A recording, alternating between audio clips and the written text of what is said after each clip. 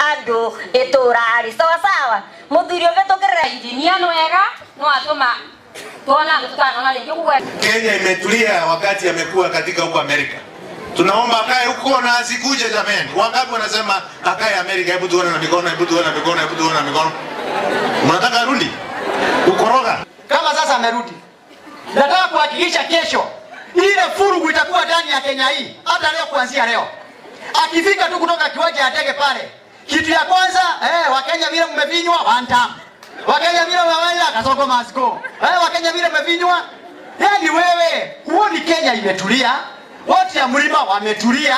Sisi tumeendesha na siasa yetu na utuambie ni wapi tumekutukana na wewe. Mnataka mtu wa matusi ama mtu wa vitendo? mtu wa vitendo. Mnataka mtu wa propaganda ama mtu wa agenda? Huyo mtu ambaye ana agenda yenyu, huyo mtu ambaye atawafanyia kazi si mwingine ila William Samoei Ruto.